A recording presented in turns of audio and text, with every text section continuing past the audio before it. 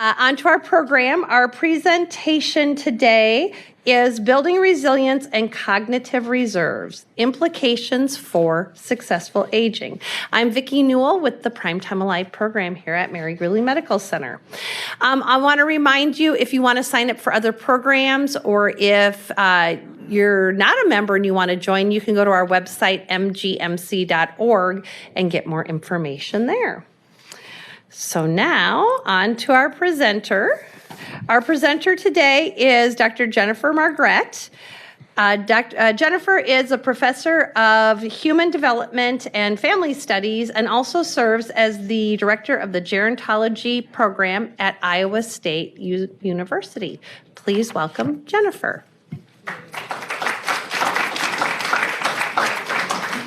Well, wonderful. Thank you, Vicki, and thanks to everyone.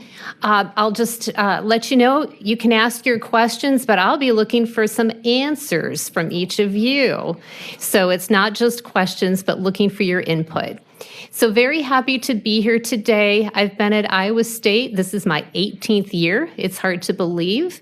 And so I'm involved with research, with teaching, also with outreach. And so very happy to connect with each of you and connect with Iowa State. I also serve on the board for Heartland Senior Services, now actually Heartland of Story County. So I'm happy to see that partnership and look forward to joint programs and opportunities. So the word for today is going to be active. And so, Vicki, this might have been the slide you were looking for. Oh, that is. There you go. Do you need to say anything about that? Okay. So active and flexibility. All right.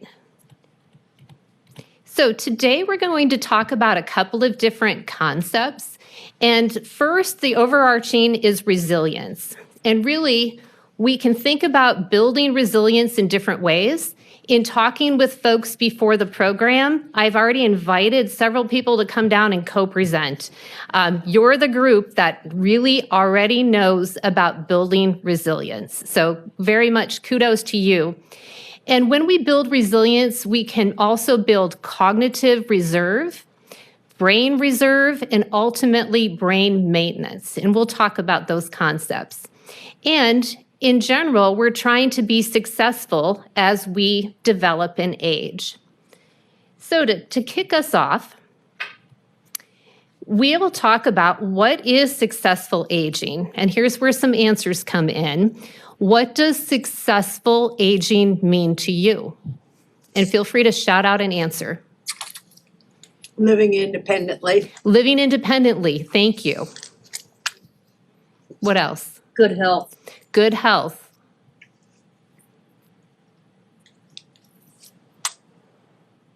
Anything else you're thinking about? Able to get out and do things and be with people. Able to get out, do things, so you're mobile, you're able to be with people, you're doing things of your choosing. So as we think about successful aging, and this is a term that's been used in the research literature, we can think about success, but we can also think about optimizing aging. And so typically I prefer to think about optimizing aging. So if we think about a threshold for success, that sounds like some of us can't be successful or there's a really high bar. And I don't think that that's true. And so we'll talk primarily today about how we can optimize our aging, the great things that you're already doing in that respect, and then maybe some other ideas that we might glean. Okay, so as we think about success, what does that mean? And we could have some different definitions. Someone mentioned health, and so that could be an aspect. And so if you're sharp-eyed, you can tell me what my little typo was with your handout. But we could think about different ways to exhibit successful aging. And so in the literature, this is a group, a study of centenarians. So as I understand it, Peter Martin has already been here to talk about different aspects of successful or optimal aging. And when we think about what that means, it could look like one of these boxes. And when we talk about resilience, it's probably this box here where we think about survivors. And so we can think about physical health and functioning and what happens when we develop an age-related illness earlier in life. How do we survive that? What are the resilient characteristics that can help us? We can think about delaying until a later date. So that's also a probability of what could happen. And then think about those folks who make it to 100 who don't have a single age-related disease. And that's pretty amazing. And so that group on average tends to be the smallest group, as you might imagine. So this group is about 25% on average for males and females. And then it's about a 45 split for delayers. And then people who survive those illnesses and are more resilient for it, that's about 30%. Okay, so look closely. All right, these three gentlemen are brothers, but I bring them up because we need to look carefully. They're brothers, they almost look like triplets, but not quite. They actually live in Sardinia, Italy, so that is one of the blue zones of the world where people, and especially men, tend to live longer and healthier. And so a theme for today is individual differences. And what's very interesting, I've studied aging since I was a graduate student, and as we develop in age and adulthood, we become more diverse. And so think about the 18-year-olds, 20-year-olds, 30-year-olds. They're going to tend to be more alike than all of us in this room today. And so we'll talk about what makes us diverse and how that fits into resiliency. Okay, so we're going to start asking questions. And if we think about these groups, we might start to ask questions about who and why and how and when. And that's where a lot of researchers and physicians, practitioners are spending time. Okay, cue the interaction part. Health and disease, they occur on a path, and that path can move us in two different directions, and that can either be toward health, or maybe we've got some like a bypass, a little detour that might move us toward something on the more unhealthy side, maybe a disease. So as we think about the factors that either start us out in life or could change our course to that more unhealthy path, what are some of those challenges that we might face along this continuum? What do you think? And you can just go ahead and shout out an answer or write something online. Diet, yes. Exercise. Exercise. Stress. Heredity. Stress. Heredity. It's kind of rearing its head again. Think about COVID. So think about stressors that can put us on a different path, take us off the path that we've started on. What other things? Poor sleep. Thank you. I think that was Tim for an online participant. Okay. Early disease. Early disease. Thank you. Anything else about early life?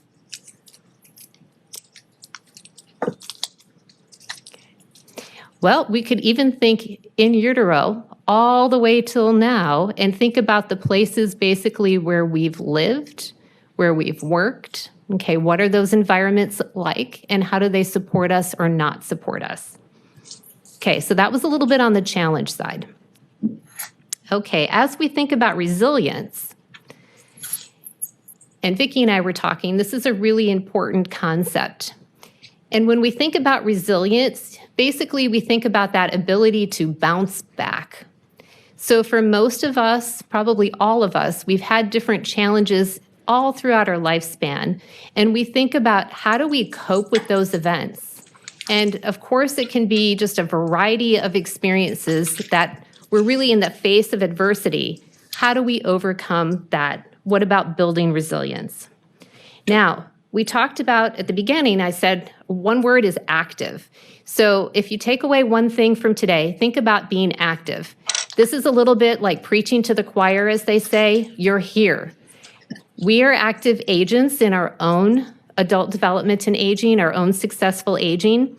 And the really wonderful thing is, Dr. Ann Maston, early in 2000, mentioned this is ordinary magic. When you think about, most likely, all of the things in your life that you've done, that you've had to overcome, when you look at other people, this is pretty ordinary magic. It's wonderful that we all have the ability to be resilient. And so it's really a wonderful thing as we think about lifespan. So kiddos all the way up through later life. All right. Now we're going to get to the really interactive part. So I know you each have paper and pen, and if you're at your computer, please do this too. Kindly write down 4 things that you are already doing or that you could do that are going to put you down that healthier path, that path toward resilience. So 4 things. And we'll play a game.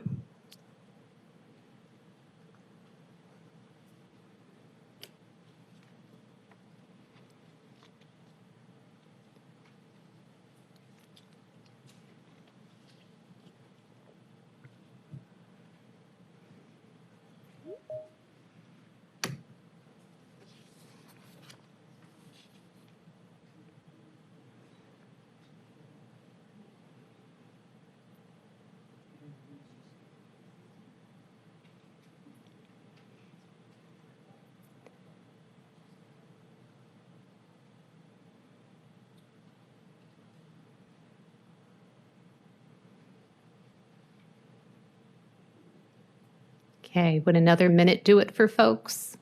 Okay. So 4, just pull it out, 4 things that you're doing or things that you could do. Okay. Okay, was that enough time? Just looking around? Thank you. Okay, we're going to play a game. Okay, so sort of like Connect 4. I couldn't quite fit 5 by 5 for bingo, so we'll play Connect 4. So let's see how many of your responses are on this bingo board, okay, or this Connect 4. All right. So, and then you have to tell me what the picture represents. Okay, so what's one thing we can do that's represented here? Food, Pardon? the food, diet. Yes, it does. I'm sorry, this one's a little hard to see. We'll come back to food and diet. Is it a hobby? A hobby. So creativity, a hobby. Okay, you could also add learning something new. So give yourself a little X if you can think about that. Okay, whoop. What's this one? Gardening. Gardening, yes. So what are some benefits of gardening? Fresh air. Fresh air, excellent. Food. What's that? Yes. Fresh food. Fresh food, Tomatoes. tomatoes, Exercise. exercise. Okay, and you will see a theme of synergy. As we talk today, the things that you're doing, usually it's helping you in more than one way, so synergy. Okay, and you're supposed to ooh and ah. I found the bounce animation, so just get ready for it. Ready? Nice. Ooh, thank you. Okay. All right, what about this? Exercise class or yoga? Exercise class, yoga. What's good about, what's helpful in many ways about the picture that you see, what those folks are doing? Stretching? Stretching, Socializing. socializing. Okay. Flexibility. Flexibility, yes. So yoga is excellent in terms of flexibility. You can even build a little bit of strength. They're together, okay? And also, it took me quite a while with yoga to just learn to be in the moment and not thinking about other things, or if I go with my mom, laughing. So you can laugh at yourself. There's no perfect, there's just practice in yoga. Okay, so lots of good things about yoga. All right, I think you just had a presentation on this topic. Sleep. Sleep. What does sleep do for us? Rebuilds the body. Rebuilds the body, yes. And so without adequate sleep, we're not setting a very successful foundation for our day-to-day functioning or long-term functioning. See, you've got all the answers already. All right. Yes. Pass. Anyone write down pets? No? Any other pet lovers? Yeah. Yeah? Okay. What about pets? What do they do for us? Something to take care of. You're responsible, take care of. So purpose, that can, why we get up, what we do. Your dog may also get you up at 5:30 like mine does. What else do dogs do? Unconditional love. They give you unconditional love. And did I hear another one? Companionship? Yes. Exercise. Exercise. Excellent. Whether you like it or not, they have their needs. And so if it's walking, if it's going to get them food, they provide a lot of benefit. And neurology and neuroscience bear that out. Okay, did anyone have John Travolta imitation written down? Okay, if you did, triple points for you. All right, what do you think this gentleman? I had to look hard for some pictures. Dancing, Dancing, yes. So what about dancing? exercise, Exercise, your coordination, you're having fun. You may be with other people, okay? Okay, this one's open for interpretation. What do you think? Does it match anything on your list? Lifelong learning? Yay, lifelong learning. Was that you, Vicki? Yeah. Yay, all right. Lifelong learning, go Vicki. Okay, any other interpretation or match for your list?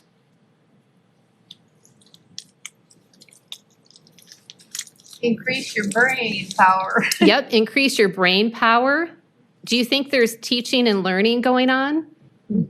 It's kind of interesting. I don't know who's teaching. I don't know who's learning. I kind of think that the gentleman might be teaching this younger person something. But when we teach, when we learn, that's good for us. Okay. I think she's teaching you. All right. What about this one? You can interpret it a couple of ways.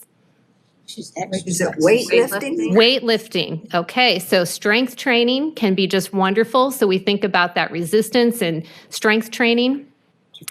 Give yourself a point if you also talked about your own strengths. So finding and building your own strengths. Doesn't need to be physical.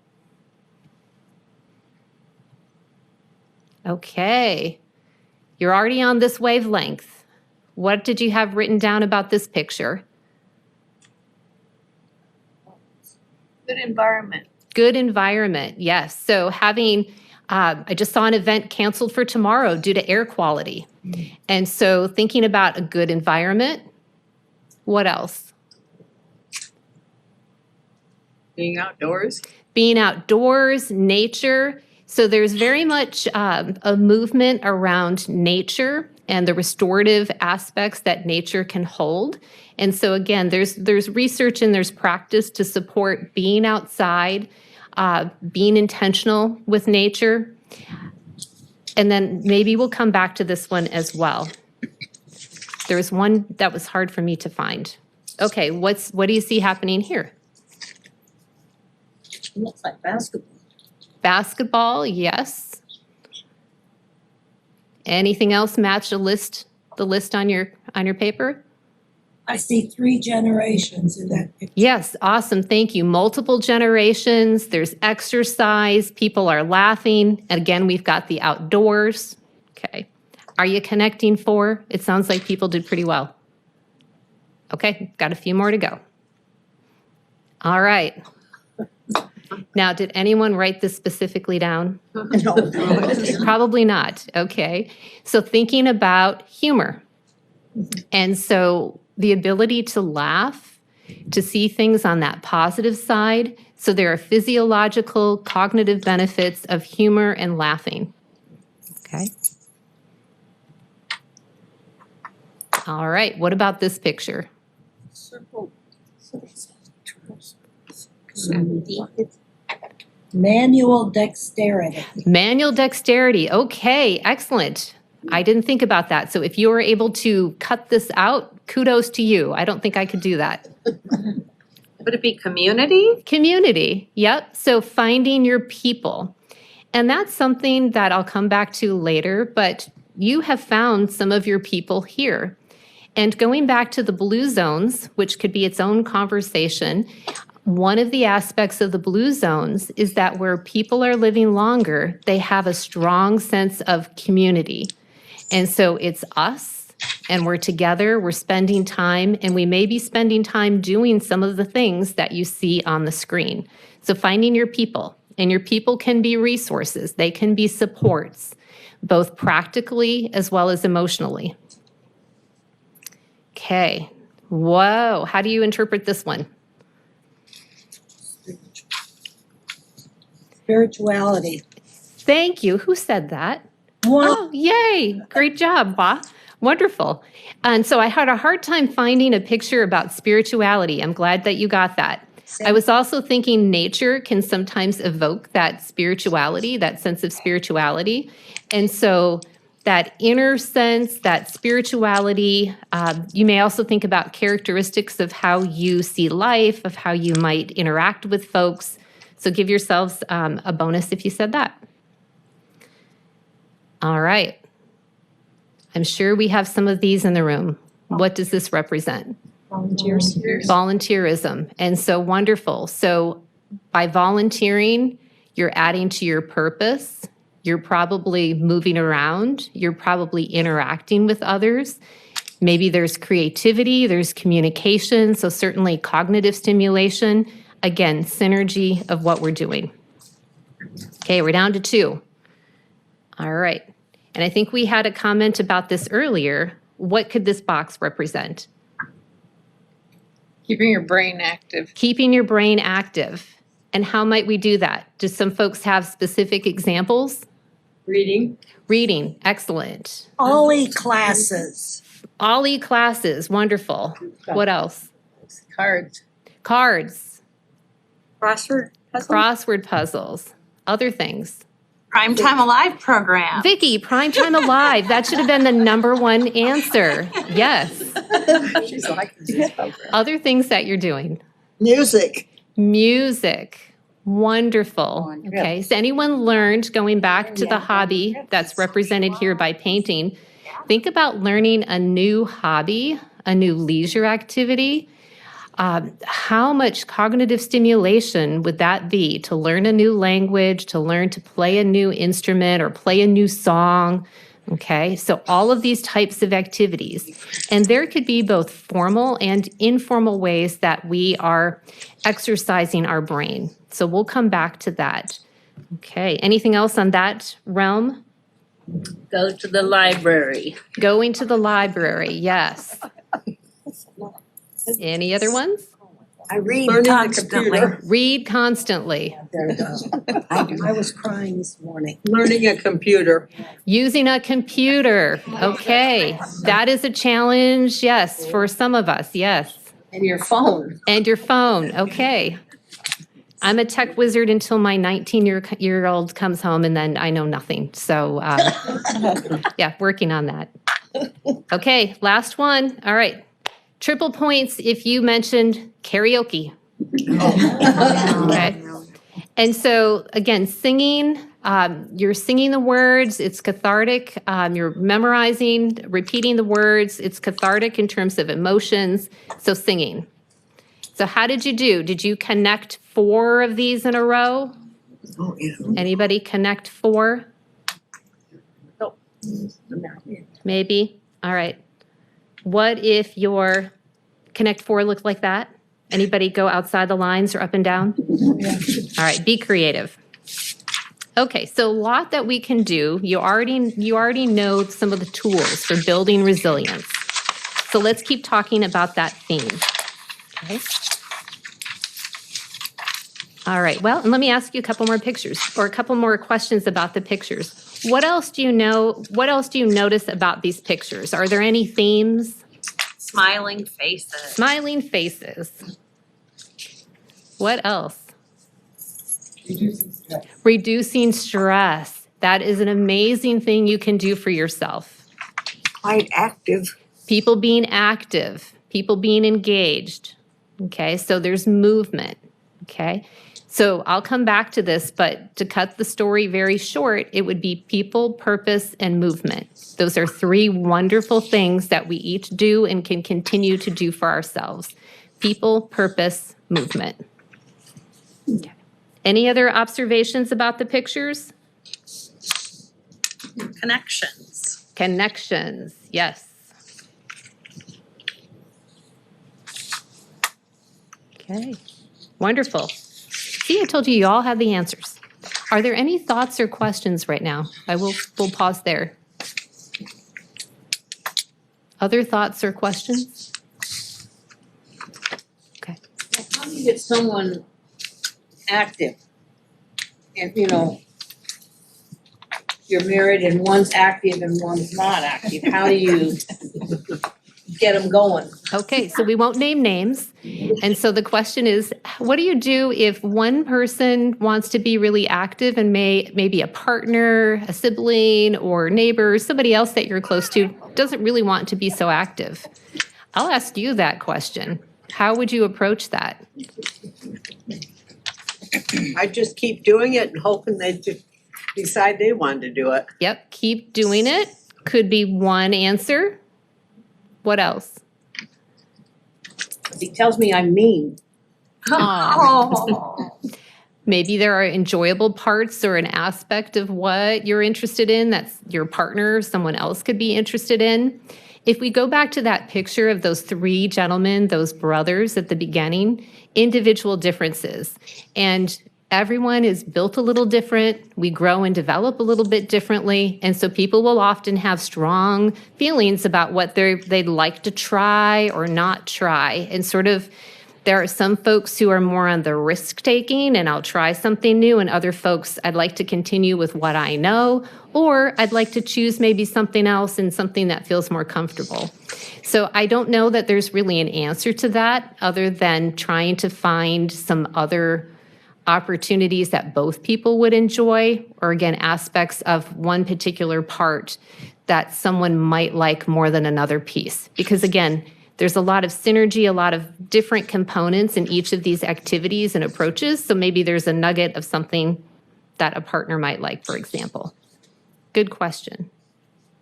Other questions?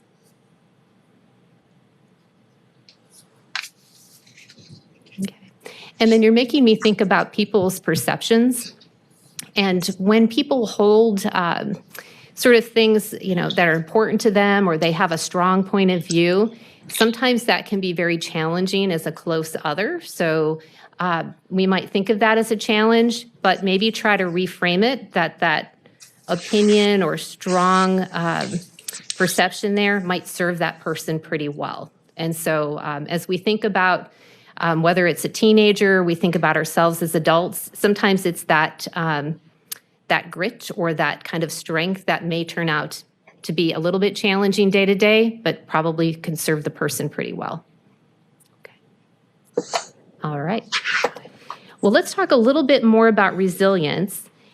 So we mentioned a theme as being active, and really the idea is that all of those good things that you are doing, you are adding pennies, you're adding coins, you're adding silver dollars to your piggy bank.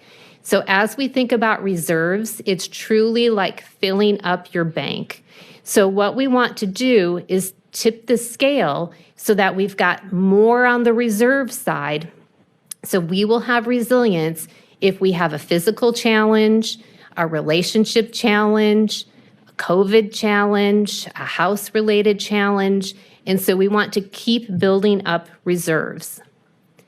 And so really resilience, and this is where we go back to connections and people. So it's family, it can be community, it can be cultural practices. And so all of those aspects build resilience into this process that can boost our well-being and can protect us as we encounter risks. Someone mentioned stress reduction. And so as we think about stress and these different adverse events, and they occur all throughout life, as we grow older, ideally we have more tools to deal with that adversity. And so some of you, for example, might be caregivers or care partners. And so self-care is very, very important. And sometimes that can be difficult for us as we think about being a mom, a sister, a spouse, for example, a neighbor. But that self-care is really important. Have you heard that term where people talk about in the airplane, put your mask on first? And so it's really can be very difficult for all of us to think about putting our own mask on first, but it's an important part of resilience. If you are more, you're less stressed, for example, you have a higher sense of high quality of life or life satisfaction, if you can find joy in some things, that's going to help you in your care partnerships or other situations that might be pretty stressful. So put your mask on first. Other things that you can do is use your strengths. So maybe back to the question about individual differences. What are the strengths that you have? What are the strengths that all of those people in that circle around you have? So utilize their strengths and yours. Ideally, we're learning from experience, and we can think about everything from the refrigerator breaking down to financial woe to maybe a challenge with a family member or a close friend. How did you deal with that? Okay, what was an effective solution? What were the tools that you learned from each situation? And can you pull out that tool for this specific situation? And then that really goes back to practice.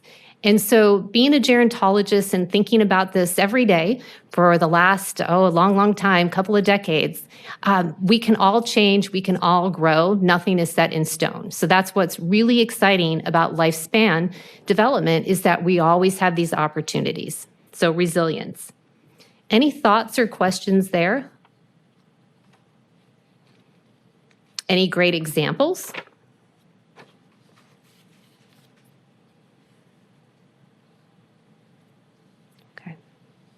All right, I was going to make a joke about resilience of the UNI football team, but I didn't want to go there. Sorry to the woman who came in with the UNI shirt. All right, sorry.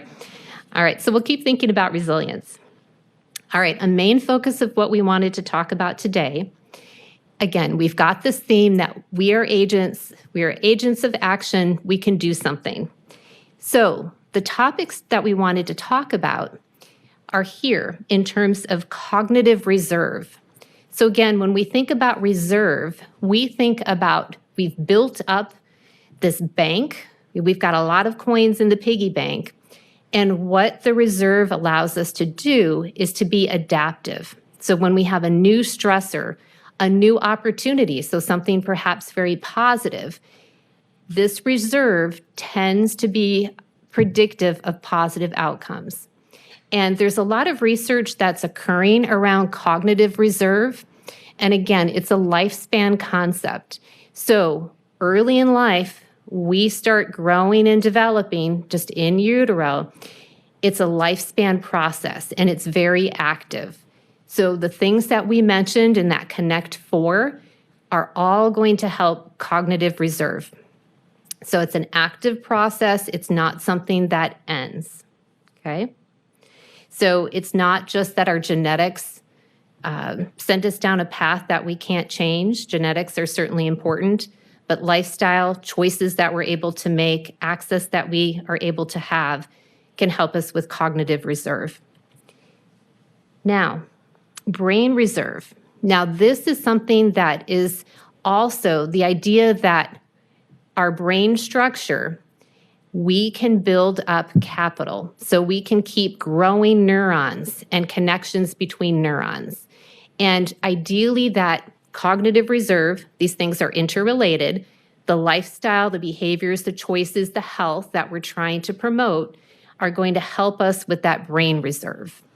And we didn't talk about it, but there's interesting research that when, for example, you look at a brain of someone who's deceased, and you look at the brain pathology, you might look at that brain structure and think, wow, this person probably had some behaviors, some symptoms, some impairment of activities of daily living, but perhaps not. So why is it a person who has noticeable, significant brain pathology? How are they able to function well? And you wouldn't know from their behaviors that they had this pathology. So we go back to those questions of who and where and what and why and how. So it's the things that we're able to do to build cognitive reserve that's also helping our brain. And then it's helping us maintain and ideally fight off any age-related or atypical changes to the brain.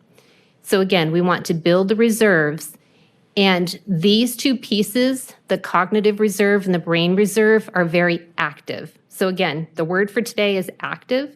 We all play a role. We can all have some positive input. And it's really sort of interesting that we can study this, we can look at associations, and maybe for folks who have experienced more education, formally or informally, folks in certain occupations, we can look at some associations. It's sort of hard to prove the negative in terms of what doesn't happen to a person. So researchers are trying to figure out how do we measure and assess this. And again, if we go back to our Connect 4 page, how could we promote prevention and intervention in terms of building up the first 2 points? Because then that's leading to the last point as we think about cognition, that point in time, what's the state of our brain health and how do we help maintain that? Okay, so that's what we can think about. The other part too, there are strategies, thinking about how we can learn and grow and adapt and also compensate. So here's where we go back to resilience. If something happens and maybe you're not able to participate in some type of cognitive task that you thought, maybe it's the processing speed, and I've heard of wonderful folks who play the piano who the processing speed may be slowing down, but you can compensate by that by reading ahead, for example, in the music. So there are things that you could do to compensate for any age-related changes that you're experiencing that could help you with your everyday life. Okay. And as we think about this, and this is maybe a tie back to Dr. Martin's presentation, it's whole person, and that's really where my own research is, and thinking about how do we surround ourselves. And so I like this particular graphic because it reminds me and others that if we don't have our basic needs met, it's pretty hard to think about being resilient. And I've got a couple of resources that I'll share with you. And so if we are not safe, that's our number one priority. Way back, if anyone studied development, Maslow's hierarchy, if you're into psychology, you have to be safe, you have to breathe, you have to just have that basic level of safety to then work your way up to being what he called self-actualized. And so we have to be in a safe place. We've got to try to have some financial security in terms of substance use. Is that an issue or a challenge? What about our living situation? Are there any challenges that we face legally? So this, for me, this slide just remembers or helps to ground me in the basics of what we need. Then we can think about these other dimensions. Again, our Connect 4 is how are the activities, the choices that we can make, the opportunities that we could build to weave together, and I think this is a great visual, weave together activities and choices that are supporting our cognitive or intellectual development and wellness, relates to the physical, surely relates to the social. Perhaps there's a spiritual element for some folks, a vocational, volunteer element, the emotional side, and then importantly, the environment. How does our environment support us or not support us? So I think whole person health and wellness is a great way to think. And probably Vicki, when you're planning different programs, might think about these elements. Sometimes there's food in a celebration. I heard that you also take folks on trips. And so there are different ways that you can build in these dimensions of wellness into different programs. Okay. Vicki, do you have thoughts on that?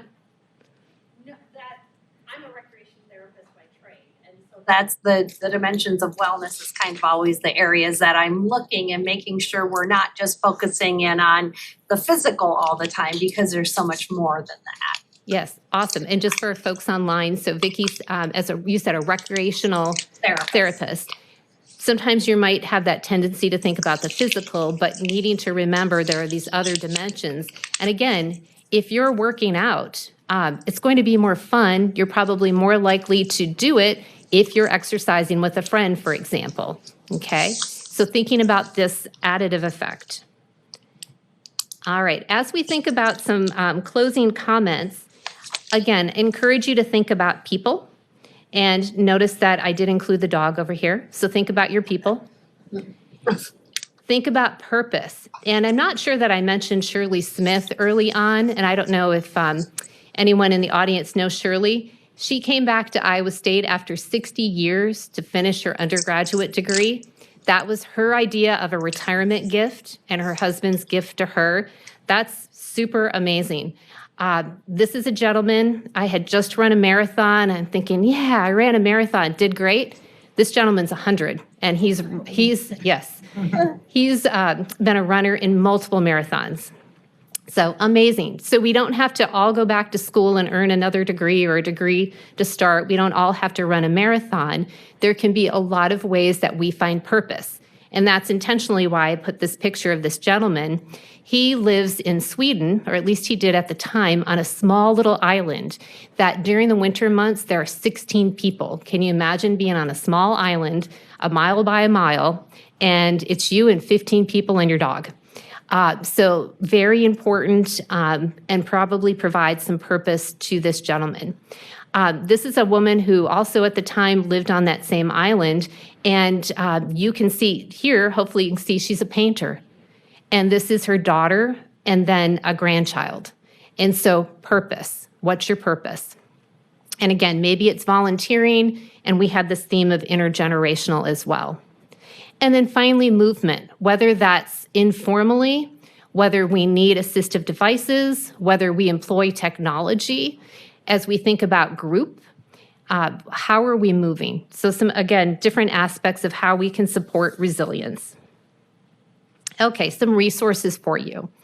So the NIH, the National Institutes of Health, our tax dollars support research, and then importantly, the outcomes of those research projects make it into not only literature and into practice, but into useful information for all of us. So I encourage you to take a look at this Healthy Aging page, and they have a variety of topics where it's credible information, it's research evidence-based. So take a look, encourage you to take a look at that page. Now, as we talk about meeting general needs or basic needs, I put in two different resources for you. So the Iowa Department on Aging is a great resource. And then I'll go to the next more local or regional opportunity. But the Iowa Department on Aging has many resources that are available to folks that can be supportive and that also can provide oversight and help in terms of long-term care if someone you know is in that situation, disaster resources in terms of elder justice, okay, so how we treat one another and making sure that that's within what is expected. So the Iowa Department on Aging is a resource. I also highly recommend the Area Agency on Aging. So every place in the U.S. is covered by a AAA. So for yourself, for a neighbor, for someone 3 states away, there is a AAA that will help them. And they have in Iowa what we call options counselors. So you're able to call and you could describe what the need is, and they will help you figure out, well, here are some possibilities of vendors or approaches. So as we go back to whole person wellness, as we think about financial, legal, safety, home, these might be some great resources for you. Okay. Now, if you don't know that we have this in the state, we have a relatively new state strategic plan on Alzheimer's disease and related dementias. And so take a look, that's very interesting. You might, if you are feeling like being an advocate, has anyone heard of OIL? Okay, this is an opportunity. It's the Older Iowans Legislature, and they're a nonpartisan group. They are looking for folks to join and help be advocates. And so they also have some legislative priorities, but go back to what do we do for our own healthy aging, active aging? How can we promote environments in our state and communities? And this might be a good place to go as well. Okay. So I did include, I think Vicki actually included my contact information. So I'm happy to talk with folks if there's a connection that we could make at Iowa State with a class, with some students. Happy to do that. And then there's one particular research opportunity that I brought today. And this study, we're looking for couples.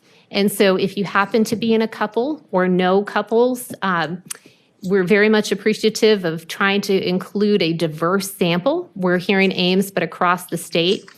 And then just more generally, perhaps there are some other opportunities if you're interested in the university and knowing more about what we do or being engaged somehow. Happy to hear from you, happy to engage. And so with that, I think we will take some questions if there are questions or more answers. And I have the microphone, so just raise your hand if you have questions. And Tim, do we have any from online? Not online yet. Not online yet. Oh, here's a question right here. We talked a lot about our, developing in our brain and things. If you feel like you are slipping or forgetting things that's not normal, where's the starting point to have that checked? Thank you. That's a wonderful question. And so, one, I would talk to your doctor, and it depends on your reserves, for example. And so, if you have a high level of reserve, maybe you've had a lot of wonderful experiences to enhance your cognition, you may be more in tune and sort of notice, I'm not performing the way that I used to, or this feels a little bit different. That doesn't mean that you're impaired or there's necessarily an atypical problem, but I would start with your provider because your perceptions are really important. And so if you're noticing a change, a doctor is very well positioned to tell you what's typical. So for example, tip of the tongue, we probably all get this and it happens. You know the name, you know the word, it's on the tip of your tongue, but you can't call it up. That's a normal part of adult development and aging, and it happens to all of us. It'd be great to check that with a doctor. The other place that you might want to also look is this NIH site. They have some resources related to cognition and dementia, but I would check it if it doesn't feel right to you. And I know from past programs with neurologists and talking about memory issues, that's what we're all worried about. And there are so many other things that can cause that or mimic that, and that it's so good because sometimes it's depression, sometimes it's a medication. There's so many different things out there that you don't have to just jump to that's, what it is. So definitely share that. Thank you. It could be sleep, it could be dehydration, there could be so many other things, grief. So Yes. many things that are happening in your life that, yes, it's great to talk and get that assumption checked. And there are, to Vicki's point, there are many conditions that are reversible. And so even if we're experiencing a difficulty, let's find out why. And then, okay, let's try to get that back to where we were. What are some of the things you could do to reverse it, without really talking to the doctor? So far, I meant before you get a doctor's appointment. Well, I would go back to that thought of checking to be sure what is going on. And so if you think that there's something atypical, then I would definitely talk to a doctor. Things that we talked about in this Connect 4. If you want to be preventative and you want to help yourself across different dimensions of wellness, the best thing we can do is move. And so we didn't really talk about this. I've done studies with cognitive training, so we're trying to teach people to build up cognitive reserve, and that can be effective. However, The studies suggest that what's even better is physical movement, physical activity. Doesn't have to be exercise, but moving around is the best thing that we could do, that we know right now, that we could do for cognition. And then to that, I added the people and the purpose, but movement would help. So again, I just go back to check what's happening. Any other questions? All right. Well, Dr. Margaret, thank you so much. Great information, wonderful questions and interaction today. A couple thoughts I have. I just want to remind you all, volunteering. Not only do I run the Primetime Alive program, but I also manage our volunteer program here at Mary Greeley. So you get a 2-for-1 when you come to see me. So if anybody's interested in that, I was going to ask you also, we've also had the Area Agency on Aging here doing programs, so we're familiar with them. Do you have Netflix? I do not. Oh, they have a new series on there called Live to 100. And I believe his last name is Burnett or Brunette. Anyway, it's a lot talking about the blue zone. So he's talked about the first two. The first one was about Okinawa, and the second was about Sardinia in Greece. And talking about a lot of these things we're talking about today and how it looks different in those two countries, but how it's the same thing. Very interesting. So if you have Netflix, it's called Live to 100. I think it's very interesting. I don't know how many episodes there are, but great information. Yep, and so that's Dan Buettner. So there we go. he's a national, at least at one point, he was a National Geographic reporter. So he learned from a scientist who was studying epidemiology and looking around the world and literally had a map and started circling with a blue marker to get these blue zones of, aha, these are places where people are living longer. Let's figure out how and why. And so then Dan Buettner has really made it more publicly accessible.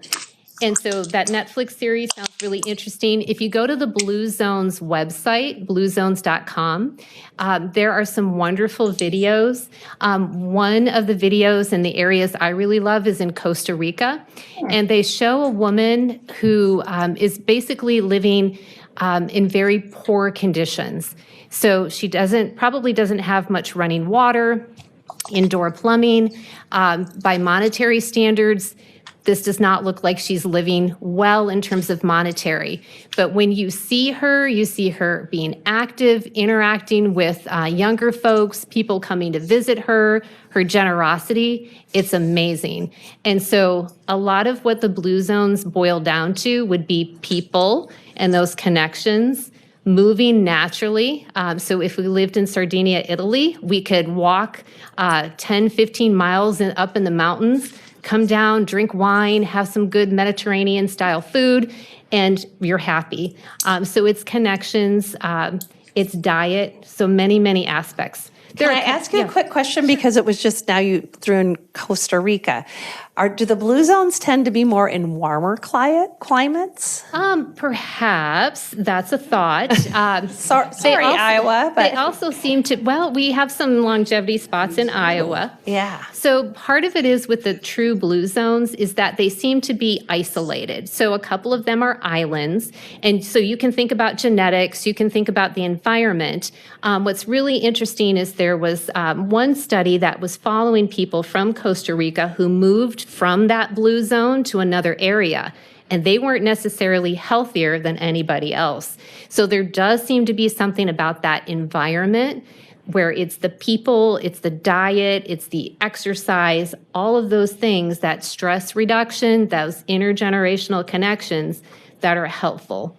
And so, yes, much to be learned from that type of work. Yeah, very, very fascinating, very interesting. And his name is Dan Buettner. Dan Buettner, like Buettner, I think. Yeah. Yeah. Yes. Based on this. Oh, She said he thinks he also wrote a cookbook I based on I this. think so. I think he may have. There's another cookbook out based on Japanese diet in Okinawa.